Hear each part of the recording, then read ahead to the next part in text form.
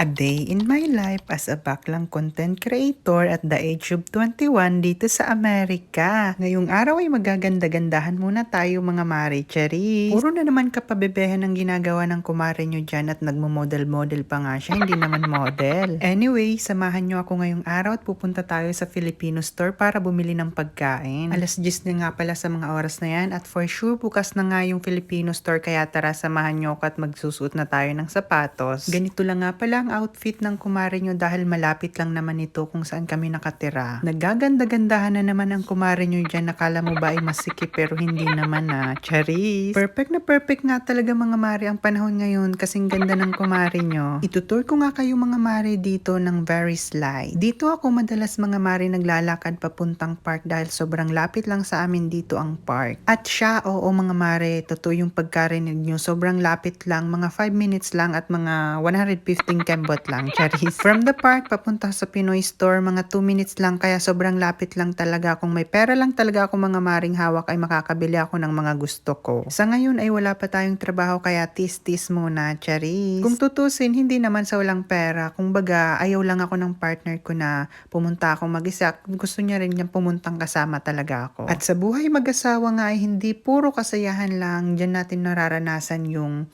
minsan ay may misunderstanding tayo, ganun. At yes, tama. Kung talagang mahal nyo yung isa't isa, dapat commit kayo na mahal nyo talaga yung isa't isa.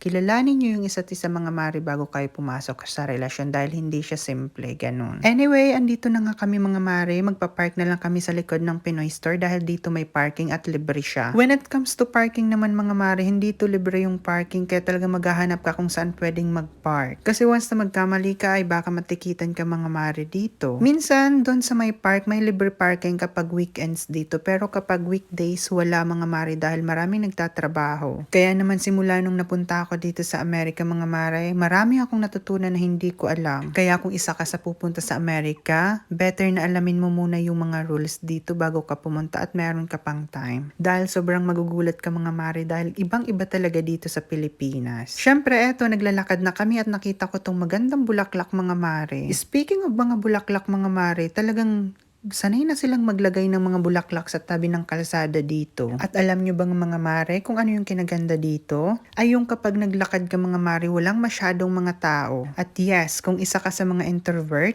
maganda dito, bagay na bagay ka mga mare dahil walang masyadong mga tao sa daan. At sobrang disiplina dito ang mga tao. Yan yung isa sa mga napasin ko lalo na sa mga traffic lights mga mare. Madalas nabigyan nilang right of way yung mga pedestrian dito mga mare at talagang kusang magtitigil ka kapag may tatawid. Yes, andito na tayo sa Pinoy store at open na sila. At pagbungad nga namin, sobrang tuwa ng Pinoy na kababayan natin dahil nakita niya naman ako long time no see daw. Nasabi niya yun dahil medyo 2 linggo rin akong hindi nakapagpunta dito sa Pinoy store nila. At sabi niya pa nga ay kulang na daw yung mga stocks nila at kung makikita nyo unti na lang talaga marami ditong pumupuntang mga Pilipino mga mare. At medyo nasadang kumare niya, Charis, dahil nga wala yung ibang ingredients na hinahanap ko. Gusto ko nga mga maring gumawa ng chicken curry pero wala silang ingredients ng curry. Huy, ano daw curry?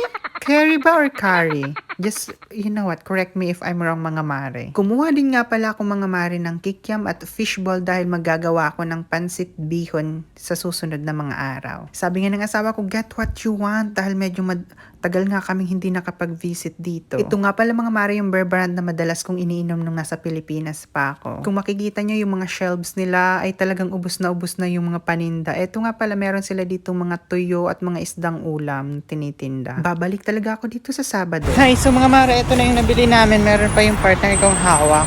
So bali 2. Kasi yun ang usapan namin kanina. I'm also thankful because it's nearby. We don't have to travel a lot, like 5 minutes away from the house, right? Yeah, it's very close. Thank God. She's here. And it has a lot of sugar in it. Yeah, you're right. That's why you must be careful when you're drinking something sweet. You have to always check the label But content. this is like a treat. It's still the summer. It's warm out. Warm out. Alam nyo bang malaya silang nakakapagala dito mga mare? Karaniwang ibon lang nga pala sila dito sa Amerika. Naglakad-lakad lang nga pala kami mga mare pagkatapos naming maggrocery dito sa park. So, ito na yung binili namin. Bumili kami ng isang dosena nito pero nilagay na yung dalawa sa fridge kasi gusto yung tikman. Mogo-mogo to. Bumili din akong dalawang peraso ng lychee. Tapos, kikiam para sa pansit. Saka squid ball. See? Saka dalawang pillows.